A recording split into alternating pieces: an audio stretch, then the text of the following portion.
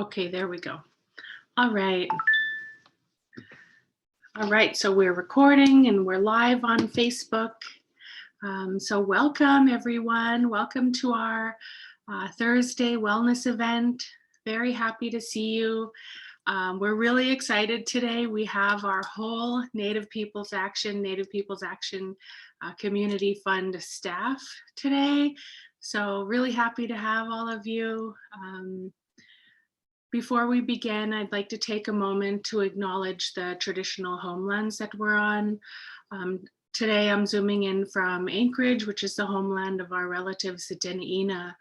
And I'd like to just take a moment to say Chinan to them for being the original stewards of these unceded lands, and to acknowledge all of the Indigenous people across the state who have such a connection to our homelands, and to remember to give that acknowledgement. And I encourage everyone to carry that with them in their days. And I really feel like this will, giving that thanks and that honor will really change the trajectory on how we walk upon the earth. So really grateful for that.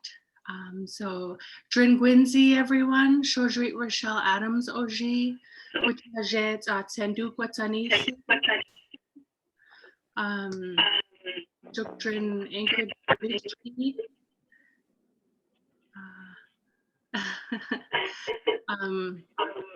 Sorry, we're having some. We're getting a little feedback here. Let's see if we can have people mute.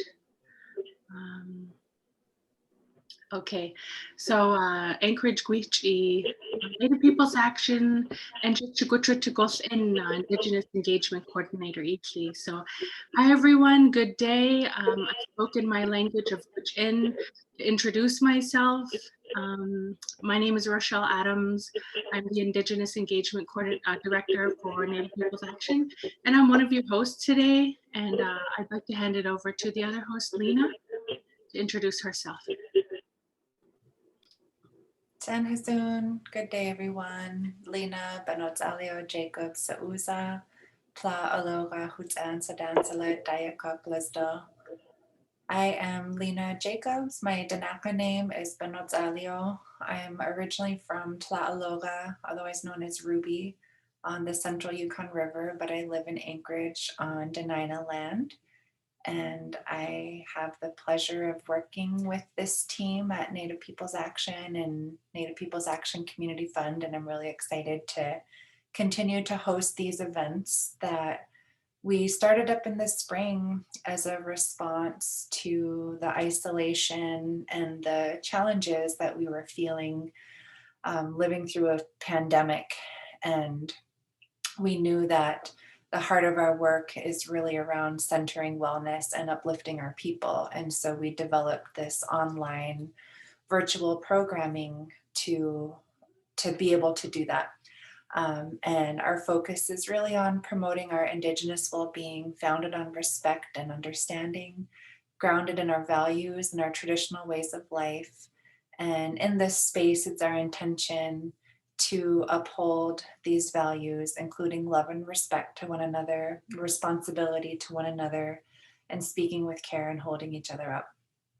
And we invite all of our participants to own that as well in this space that we get to share together. And we've done over a dozen of these now, and we've just had so many different contributions from our community to really create an amazing space here. We're just so honored to get to have so many guest speakers, and today to get to invite our full team in, and also introduce everybody to Eden, who's the newest member of our team.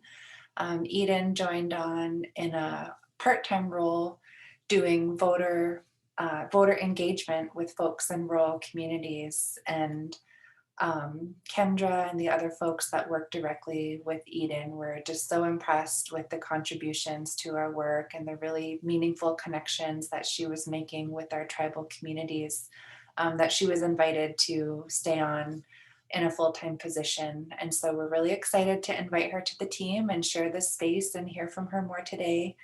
And for those of you who are watching, we also invite you to share your introductions in the chat box. We'd love to hear who you are, where you're calling in from, and if you want to share a little bit about what brought you into this space, we'd love to hear from you, and we'll have some time for some questions after the program. So Basit, thank you. Rochelle, I'm going to pass it back over to you. Masit, Lena. Yeah, wellness is such an important part of our, our journey, and even now, especially through the pandemic and everything. So I'm really grateful for this space. So what our hour will look like is it goes by quickly. So we're going to invite all three of our guests in together, which is the other half of our NPA staff that Lena mentioned. And they're going to be sharing with us for about 40 minutes. And then afterwards, we'll have some time before closing for Q&A. So if anyone has any questions or comments, feel free to also share those in the chat, but we'll also hold space towards the end for any questions. So with that, before I pass it back over to Lena, I'd like to share a Native wellness word or phrase today. And so I speak Gwich'in, and that's my ancestral language. And it's so important that we uplift our traditional languages and create space for them to normalize them in our community. And so I couldn't decide between two words or phrases, so I'm going to share them both with you today. And the first one is Chittigween Dhan, Chittigween Dhan, and that means love. It's the word for love in Gwich'in. And that word, to me, it symbolizes how voting is a way that we show love for our communities and for our lands and our cultures. And so that's what I wanted to share with you today. Also, another phrase that I learned growing up as a part of the Gwich'in Nation is Nun Kerahatia Go Ai. Nun is our word for land. Nun Kerahatia Go Ai. It means we'll take care of our land into the future. And I think how important, that we can use voting as a way to protect our homelands. And so those are two phrases I wanted to share with you today. And I encourage you to go out and seek that knowledge of our language and to always uplift that. And so Masit Cho, and I'll pass it back over to Lena. Okay, well, I gave just a very brief introduction to introduce Eden, but I'm going to kick it over to Kendra, Kelsey, and Eden to further introduce themselves and jump into our topic on how voting is connected to our wellness. So Kelsey, can we start with you, and then you can kick it over to the next folks and you guys can dive right in. Yeah, that sounds good. Let me know if you guys have any issues hearing me. Sometimes my internet isn't the best, but huaka everyone. Huinga jugutunga mamtarisha meungunga dawam mani denaina esnenya miwita dunga. Anaugo communications director ako losu Native Peoples Action Nami. I just introduced myself in Yupik. I said, hello, everyone. My name is Kelsey Jugun Wallace, and I am originally from Bethel, Alaska, but I currently live and work on Dena'ina lands. I'm a mother, and I'm also the communications director with Native Peoples Action and Native Peoples Action Community Fund. And I'm just so happy to be here. These wellness events have really been something that I know our whole team and folks around the state really look forward to, because it's a good time for us to be able to connect with one another in a good way. And I really just want to say that I hope everybody is staying safe and well, especially during this pandemic, and just really happy to be here to talk about our wellness and being able to use our voice and how, those two subjects really intertwine with one another. So voting and wellness. And, as Indigenous people, one of the ways that, or our ways of life are really the basis of our wellness, our hunting, fishing, gathering, our language, our dances, being in community and taking care of one another. These are all pillars of who we are as Indigenous people. And when we live in alignment with our values and who we are and in good relation with one another, that itself is a really bold act of resiliency.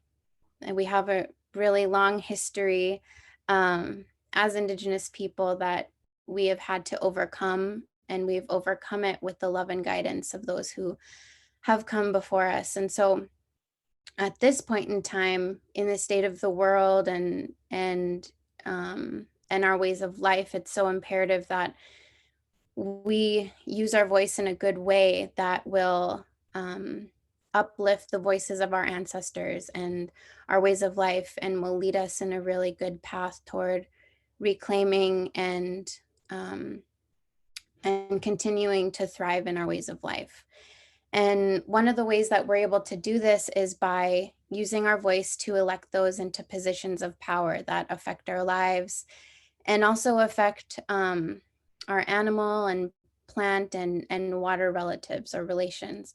So something that I always think about is how, as Indigenous people, we have not always had this right to be able to use our voice and to vote, to elect people into these positions of power. And even just 2 generations ago, as Indigenous people, we used to have to denounce our indigeneity in order to vote.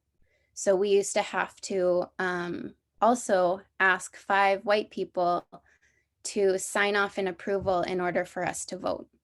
And that was really not that long ago. That was during my grandparents' generation. So for me, when I think about wellness and using my voice, I know that I'm using my voice in a good way and using it. I think about my Appa all the time, who I spent a lot of time with, especially in his later years. He didn't really talk that much, but even when he didn't talk that much, he taught me a lot of lessons about taking good care of each other. And so when I think about voting, that's what I think about, is this is a way that I'm able to take care of those around me right now. Just the way that we had to take care of my Appa when he was getting older, and the way that my Appa was able to take care of his kids and his family. When I think about voting and wellness, I also think about the summers that I spent growing up going to fish camp. And we used to spend our days running through the grass barefoot. Me and my brother, it was just him and I running barefoot through fish camp. We used to climb trees a lot, and we would always smell the smokehouse going.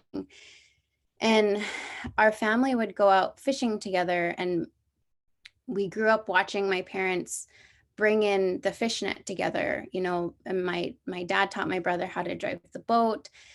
And I think I didn't really have a role other than making sure we didn't run into the riverbanks. My role was mostly at fish camp, but then we would together bring the fish back to camp, and then we would haul the fish up to the fish cutting table together. And it really took our whole family, mostly my parents when we were younger, but it really took our whole family to work together to make fish camp work and to put away fish for the year and to share our fish and our catch with our family and our friends who may not have been able to go out fishing that year. But that, when I think about, the power of my voice and uplifting our ways of life, I think about that, and that is why I vote. I vote because I know that my vote will put people into positions of power that will make decisions that will affect our ways of life for the time that we're on this earth, but also for the time that, my kids are going to be on this earth and my grandkids are going to be on this earth too. And so these people that we put into positions of power, these people that we vote for, will impact the way that we fill our freezers, and the way that we're able to take care of one another, and the way that we're setting up our kids, in a good way to continue living our ways of life. And so when I think about voting and wellness, that is really something that resonates with me, is my memories growing up. Every time I open a bag of dry fish and I'm, getting excited to eat, or if we're getting ready to have a native foods dinner, or even just when I'm, hugging my kids and hanging out with my kids, that is why I vote. I vote because I want them to be able to know that their voice matters now and is always going to matter. And so our votes, when we vote for people for the federal, state, or local elections, we are appointing people into these positions that will, quote unquote, govern our ways of life. Okay, thank you. Hi, Michelle. I hear your mic is on, and I only know that because I see your name. Sorry, Marge just got in. I didn't turn my mic up. Hi, Kelsey. It's okay. Hi, Michelle. Hi, Marge. So yeah, when I think about voting, it really, to me, is really personal. When we think about voting, a lot of times it can feel so distant. We see people who are in DC, we see people who are in Juneau, but for me, it's really a personal, and there's a real personal and cultural impact there, because it directly impacts our food security, our food sovereignty, and our wellness as a whole. And so as Alaskans, we have the ability and the power, our voice has power to put these people into positions that will directly impact our wellness. And when we are utilizing our voice by voting, we have to make sure that we're voting for people who align with our values and who carry our value systems too. Especially in this time of COVID, where a lot of folks, our safety is our number one concern, and to be able to vote is to be able to take care of one another and helping each other out if people need to submit their ballots and they can't get to the polling site because they're sick or something else. If being able to extend our helping hand to those around us is a way that we're able to take care of one another, and that we're able to get our votes counted. And so there are so many different intersections of voting and politics and health and our ways of life, food access and water access, infrastructure, access to medicine, and addressing climate change. These are all impacted by those that we vote for. And so when I vote, it's a really big responsibility that I feel I carry on my shoulders. And that, when we go to vote in our family, there's myself and my other half. And when we go to vote, it's like, it's a celebration. We make it a celebration. And this year we brought our kids with us, obviously not into the polls because of COVID, but we made it a big deal. We took the afternoon off and explained it to my daughter, who's a little bit older. But if we are able to, to be able to do this in a good way, and we're doing it, we're able to vote in a good way, and we're able to vote for people who align with our values, and we're able to vote as a community, our voices really do have impact and have power. And so one of the things that I'm really grateful for with NPA is we listen to the direct guidance of our tribal communities and of our, of people in rural Alaska.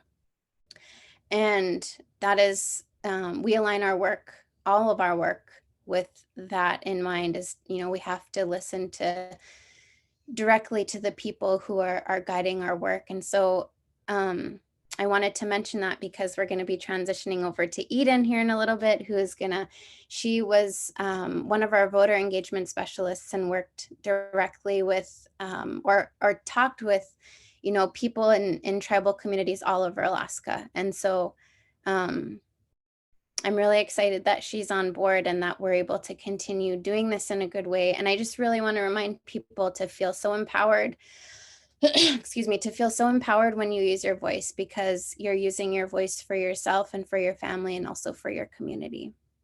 So that to me is what makes me feel good about voting and the intersections of voting and wellness. So I'm going to pass it over to Eden.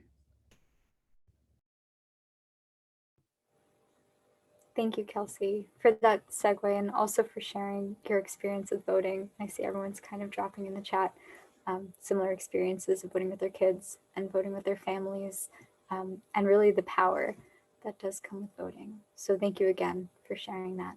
And hello, everybody. My name is Eden. I just started working with Native People's Action. I was a voter engagement specialist during the election cycle, so I may have called you. But yeah, I'm calling in right now from Muncie Lenape lands in New York. I'm home visiting some family, and I feel very fortunate to be able to do that. But I would love to share a little bit about the voter engagement program that we ran during the election today, because having an election during a pandemic definitely made kind of the intersections of wellness and voting all the more evident.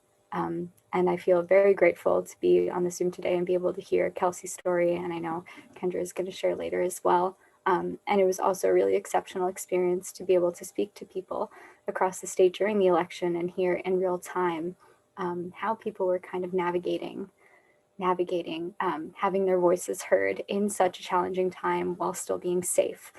And so that was definitely the main goal of the voter engagement program. Just a little overview of the program. Native People's Action, in partnership with the Alaska Center Education Fund, sponsored a team of voter engagement specialists like myself, and we were located all across the state. And that was a really powerful organization method too, because the voter engagement specialists that were calling out to communities and out to individuals and tribal leaders, they were from those regions and from those communities. And so it wasn't just kind of your typical election phone call saying, hi, you should get out to vote, because that can often feel very impersonal, and it can kind of make yourself as the voter feel a little distanced from the reason behind voting. But luckily that was not the case. People were really able to call their own elders and their own community members, their own tribal administrators, and really just check in and connect and see how people were balancing wellness and the ability to vote during this pandemic.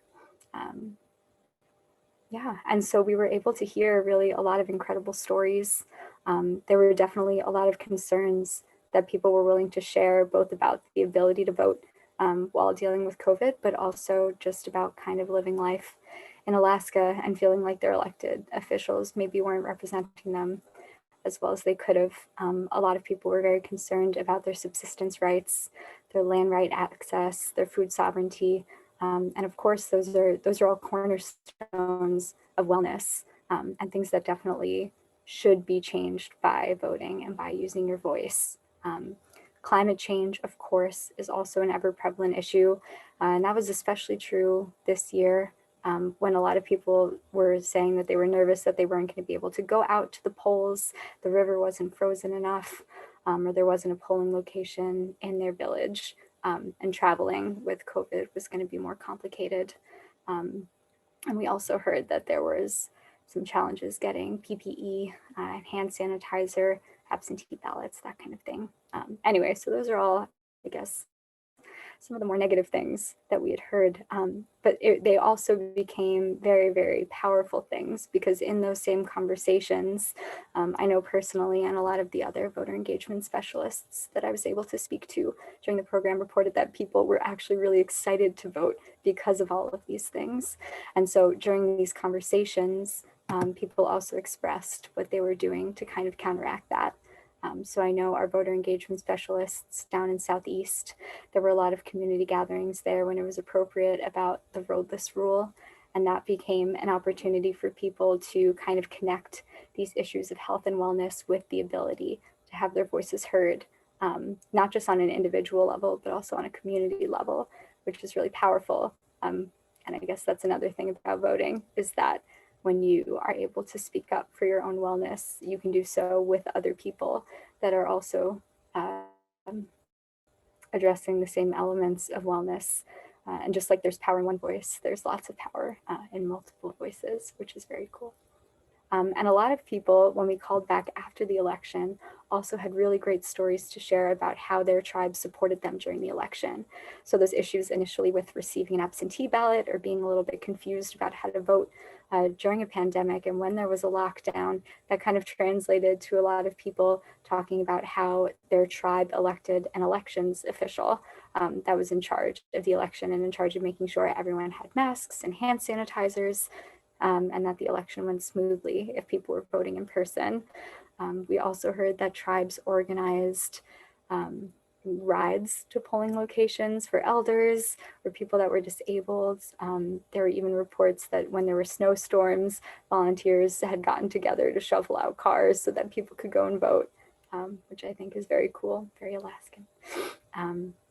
Yeah, and like I mentioned, voter engagement specialists themselves, as well as other community members, were able to organize events and bring people together either virtually or in person to kind of talk about the issues that they were concerned about and then translate that to action.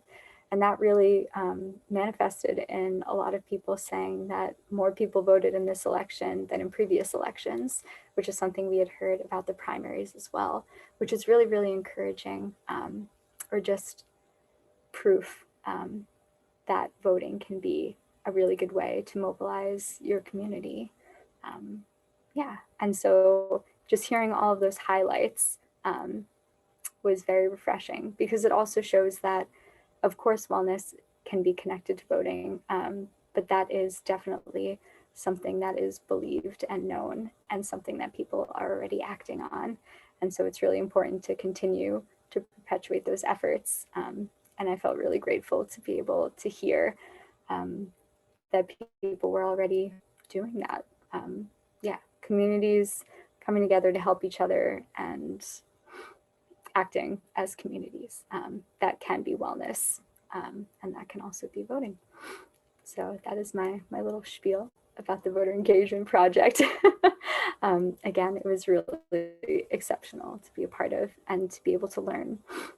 And I think, oh my gosh, I can't believe I didn't say this before. I'm so sorry. I have it bolded in my notes. But one of the things that a lot of people also expressed was that there wasn't enough Alaska Native representation in their government. And so that, of course, I just wanted to highlight, because voting is a way, as Kelsey was saying, to elect people that holds your values and will fight for the things that you think are important. So I just wanted to add that in as well. And that was motivating a lot of people to get out to the polls too. So anyway, thank you. And thank you again to the NPA staff for having me here and allowing me to share. It's been wonderful. And with that, I will pass the mic over to Kendra. Awesome. Thank you, Eden. We're so happy to have you on our team, and just hearing about the voter engagement work, I really appreciate what everybody's done. And thank you, Kelsey, for sharing those stories as well. You started talking about fishing and being on the river, and I could just see you and your family. And then my mouth started watering when you were talking about opening dry fish. My stomach started rumbling too. So quick introduction, Kendra Kloster, I'm the Executive Director of Native Peoples Action and Native Peoples Action Community Fund. I get the honor of working with all of these lovely ladies on here, and so appreciate it. I'm from Southeast. I'm from Wrangell and Juneau, though I live here on Dena'ina lands now. And just a couple things, I guess I want to reflect a little bit on what Eden said about Alaska Native, representation. I hear that a lot, and it's true. We definitely don't have representation, not just in our legislature, but I think about boards and commissions and city councils and all of these different areas that we can serve. And so there's lots of different ways to serve. A lot of times when I talk to individuals, it's like, you might automatically think, well, running for office, you have to run for the legislature, where that is definitely one space to be in and to serve Alaska and your community, but also looking at like boards and commissions that you could be on the state or municipal or city level, to be serving in community councils as well here in Anchorage. Like I'm the president of my community council here, and we get to talk about a lot of different issues. And we also get an opportunity to hear what's happening in the assembly and the school board and the legislature, because our elected officials come to those meetings, give reports.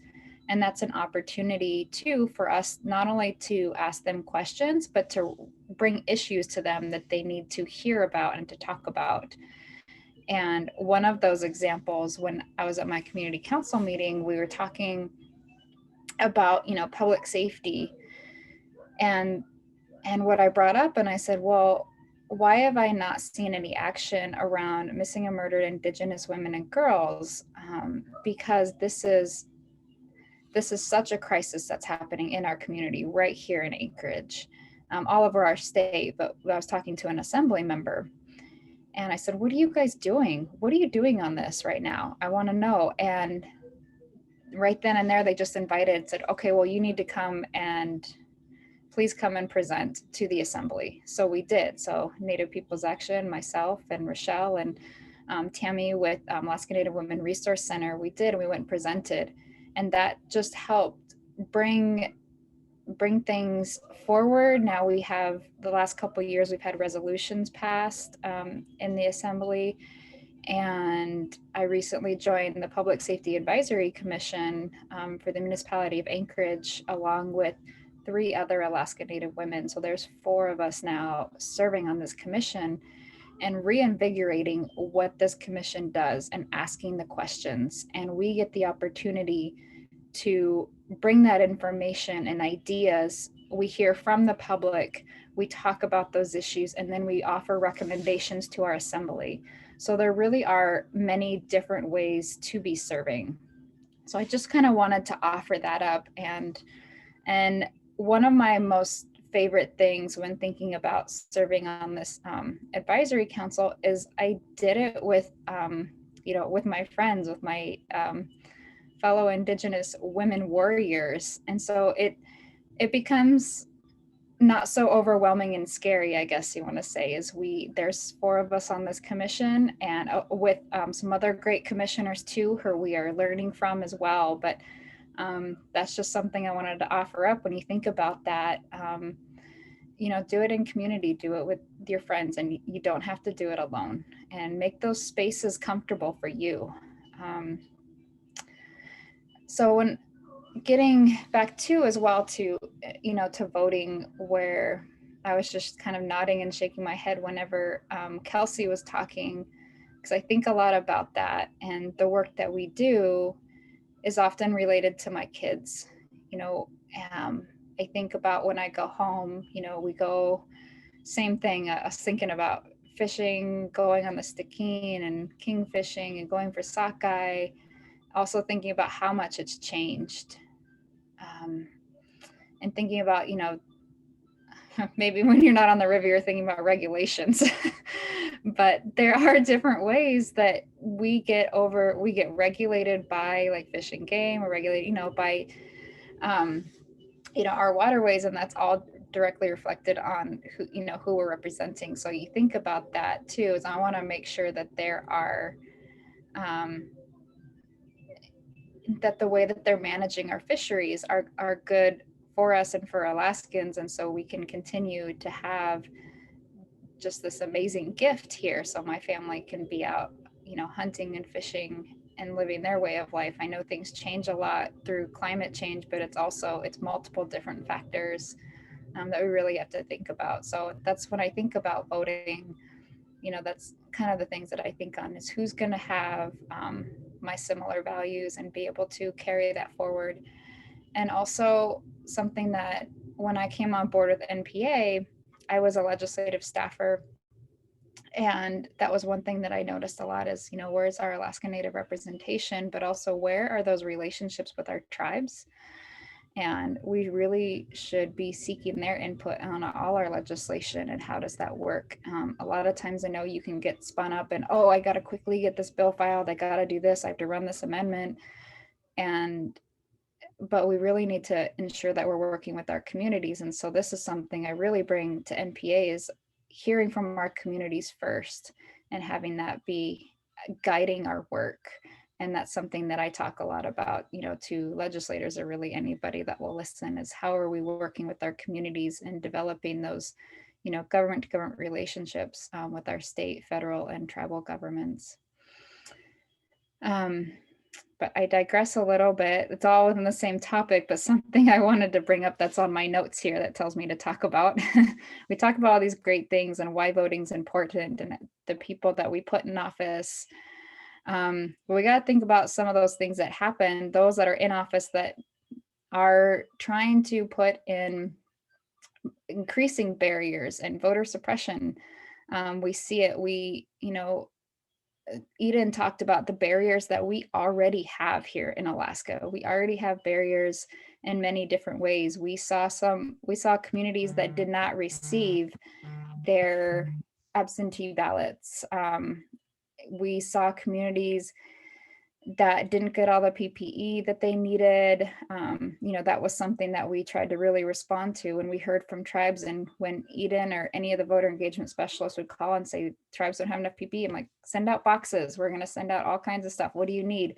We sent out over 57,000 absentee ballot applications to ensure people had the ability, that they were able to know that voting by mail was an option, and it is safe, it is secure, and it is a way for people to get their voice heard. This is something that we've always had the opportunity in Alaska to do, but we did hear that not everybody knew about it because this information, just maybe wasn't out there as much. So that's something we also respond to, is how do we get out that information about voting and how you get your voice heard.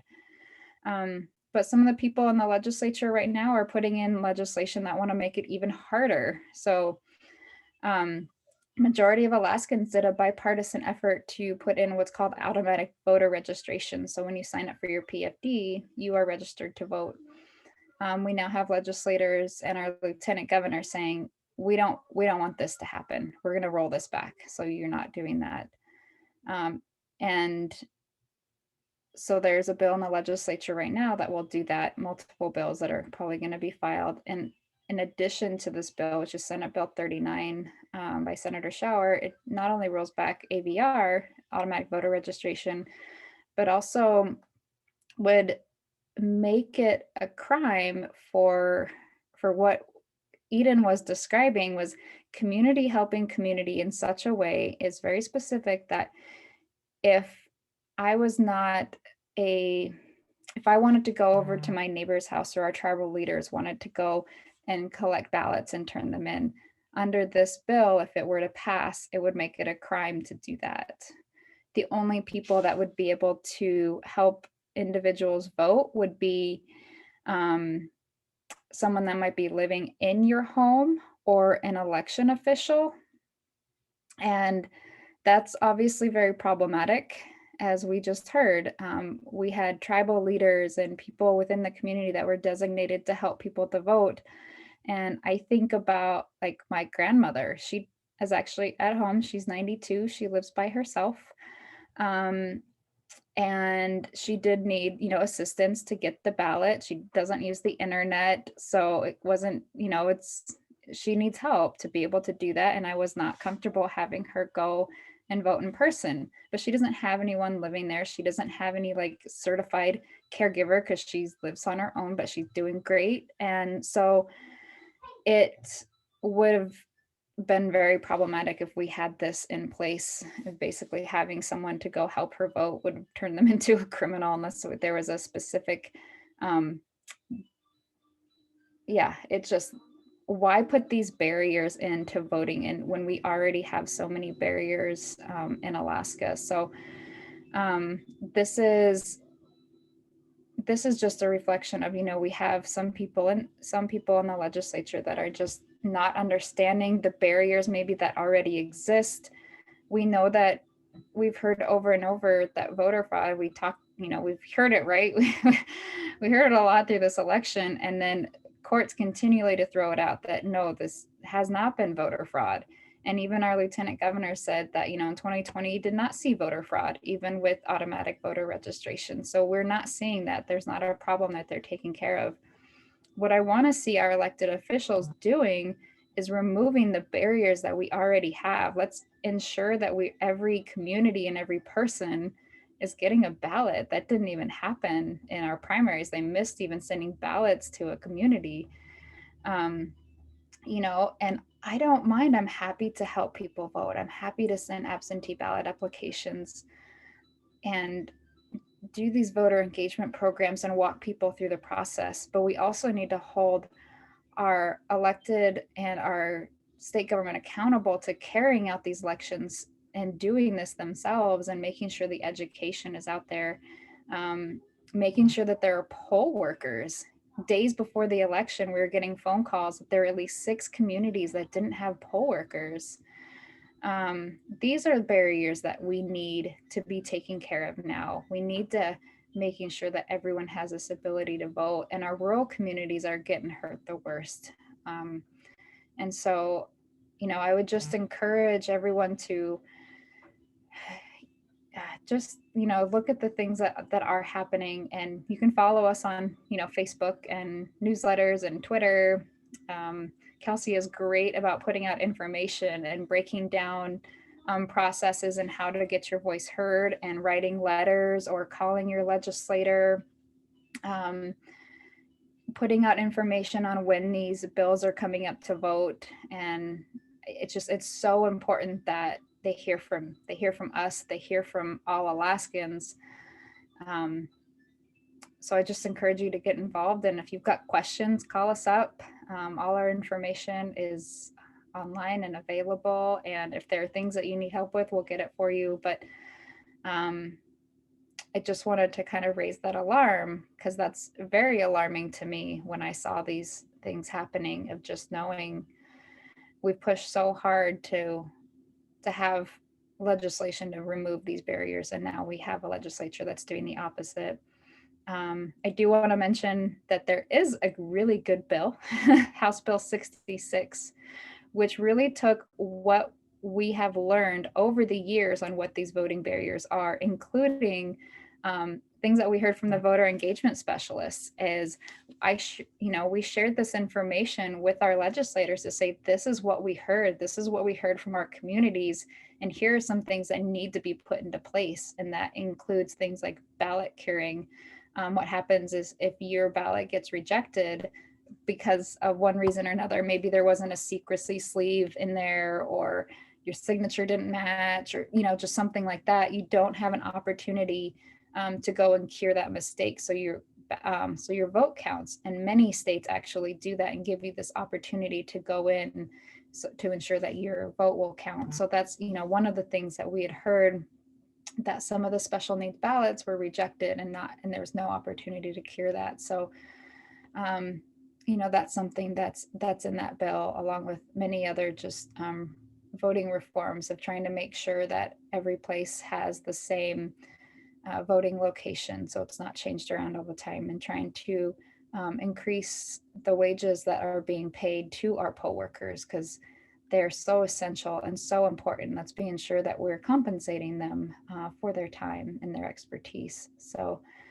I know I could go on a long time about voting and all of the different things and nerd out on policy, but I just appreciate everyone's work, appreciate the voter engagement specialists, what you do. I appreciate what our tribal communities are doing to help out, and really enjoy hearing people's stories about why they're voting. So I also am going to ask Kelsey to drop in the chat our voter story bank.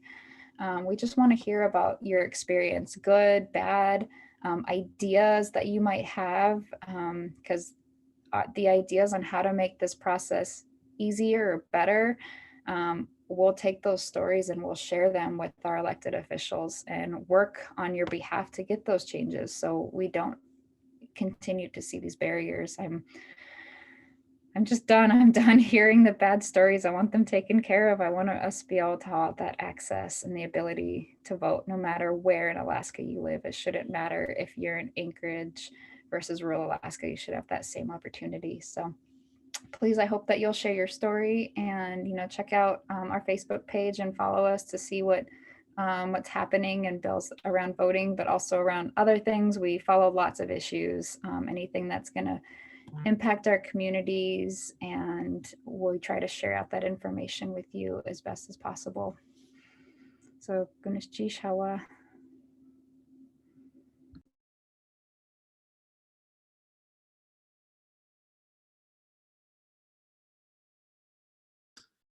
Gunalchish, Kuyana, to all three of you. And I just want to remind you, we do have a little more time.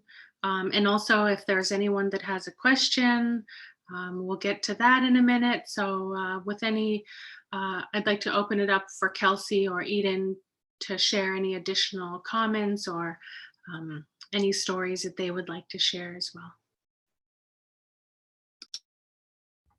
I think something that I think about, and I just want to encourage all parents, you know, when I was younger, I remember standing on the corner in Bethel, and there were probably like 10 of us, and we were holding signs for a legislature or somebody who was running for office. And I wasn't even old enough to comprehend like what we were doing. I didn't know what I was doing. It was cool to me to be with a group of people and like hold this sign and wave at cars.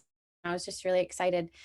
But I think about that now as a parent, like how do I involve my kids in what we're doing and like really be transparent with them in a way that they understand what voting means and how that impacts our lives. Because when I was younger, I mean, my dad would take me everywhere with him and taught me from a very young age to be involved and always reminded me that I had a voice and that, you know, never to quiet my voice unless I was listening, basically, unless I was listening to an elder.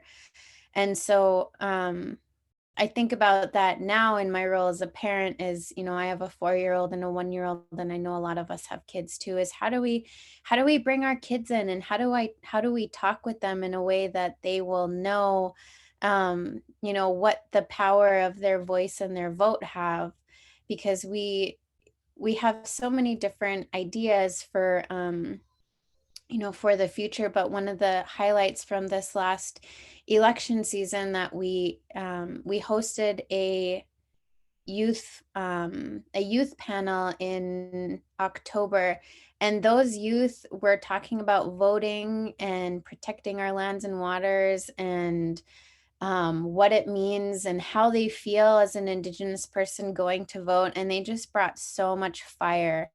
And I was listening and moderating that conversation, and I'm like, man, how do we get these young leaders in front of, you know, more of our kids and help them to inspire, because they even inspired me and everybody else on that call. And so I encourage us as parents to really be bringing in our kids, but also to really create these spaces for our youth to be included in these conversations and to uplift their voices, because they have so much like just fire and leadership and like spark to offer. There's this, you know, yeah, Kendra just dropped it in the chat. We need to get them in front of our legislators too, because they just tell it how it is. There's no holding back. There's no strings attached. And when you have that in front of you, when you have somebody with that much, you know, fire and passion and love for people in our homelands, when you have somebody like that in front of you, it's just so cultivating to listen to them, and you want to listen to them. And so I encourage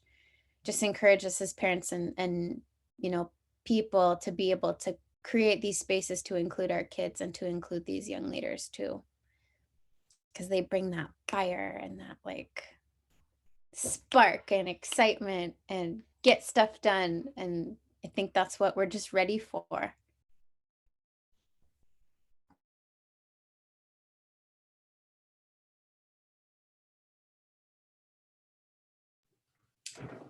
Do we have any questions or comments or follow-up from other folks on the call?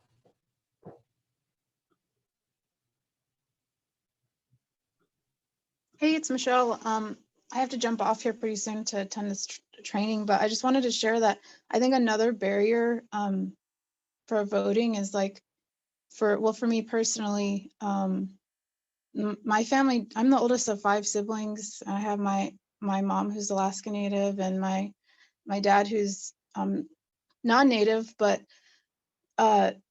none of them spoke about, like, growing up in a household, the importance of voting or using your voice.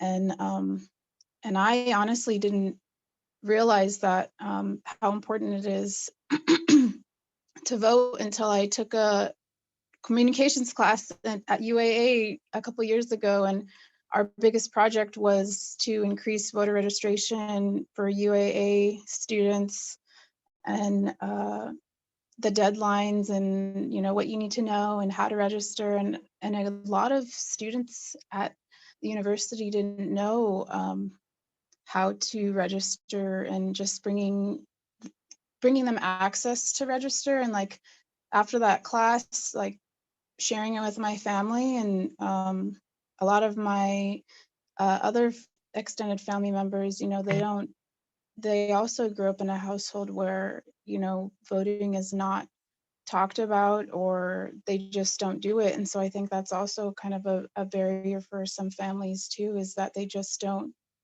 like, how can we bring awareness to them and realize that their voice is important? And I would love to have you guys speak with our interns too at ANHC about the importance of voting. I mean, a lot of the youth that we work with here are in that age range where they could be, registering and encouraging their peers. And you guys are all very inspirational. And I really enjoyed this session. So I just wanted to thank you all.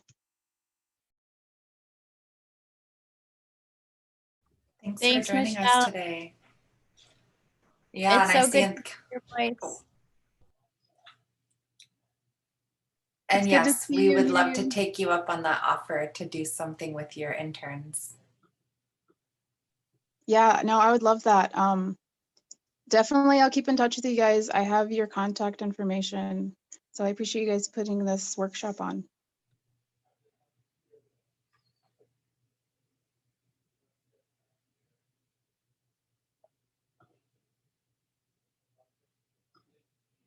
Any other comments or questions or feedback before we begin our closeout? I have a question. So I was thinking about, people who don't vote, and sort of that mistrust that we have with the government, and, with our historical trauma and the relationship that we had, with Indigenous people and the government. And, I think some people feel that way. And do you have any recommendations or ways that, we can communicate with people in our community who have those types of feelings? And, what would you say to, if they were watching, or, what kind of advice would you like to share with them?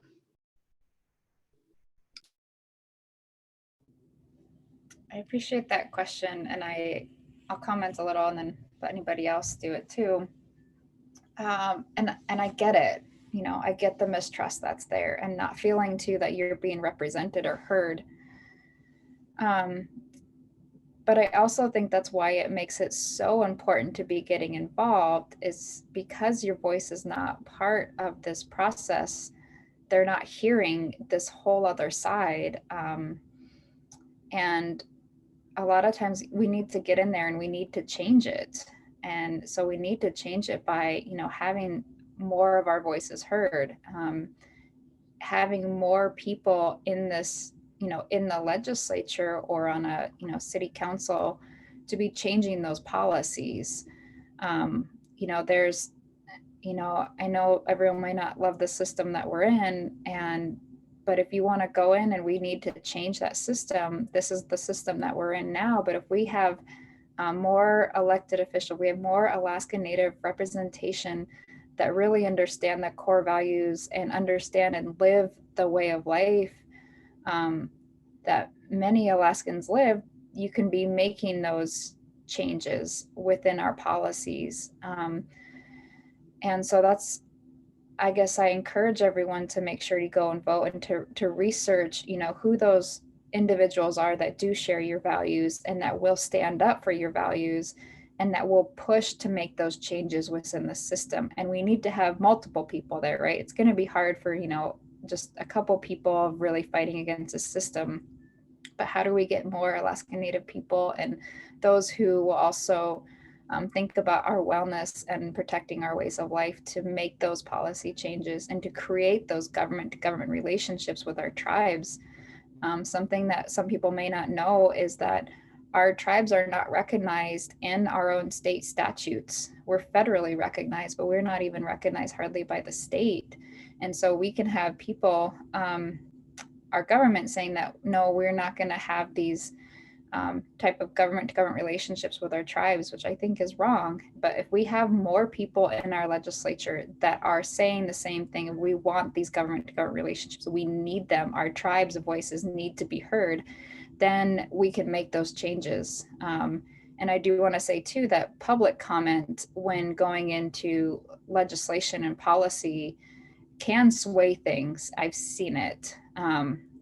You put pressure on your legislator. So contacting your legislator, you can find their information on the akleg.gov website and making sure that they hear from you. Because I've carried bills before and I went in and I printed off public comments. I remember one bill that I had, it was a stack like 500 letters of support versus very small opposition letters. And I showed that off and I said, look, this is what, Alaskans want and that get contacted a lot. We need to do the work of Alaskans and not, and just really showing the amounts of whether it's support or opposition. But I've really seen that being able to sway.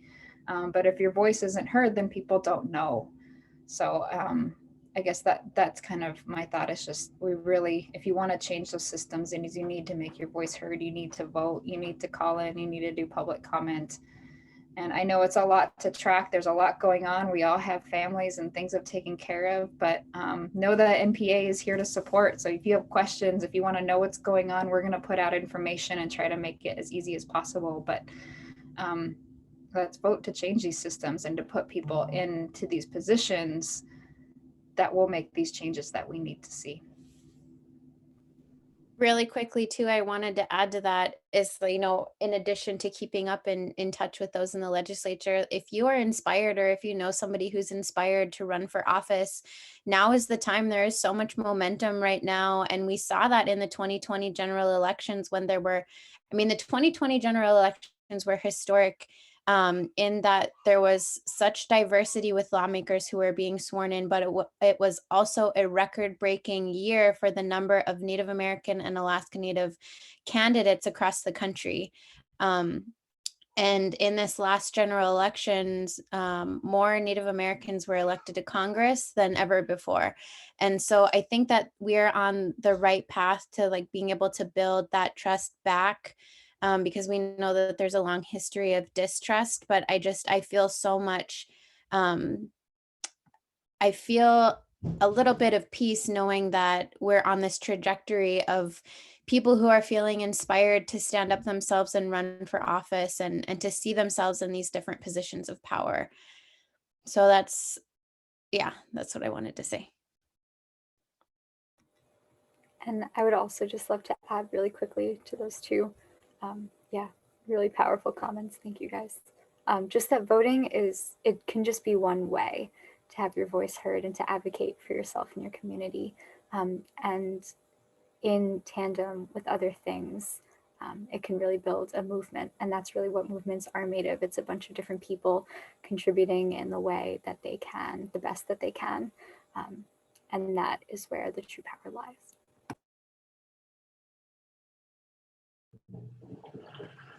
Anavasi Gunachish Koyana to everybody who shared today and who called in, and to folks who are viewing online through our Facebook Live or are going to come back and visit with us at a later time by watching the recording. We just really appreciate spending this hour with you guys. And I just want to share that next week, our guest speakers will be Dr. Zink and Dana Deal.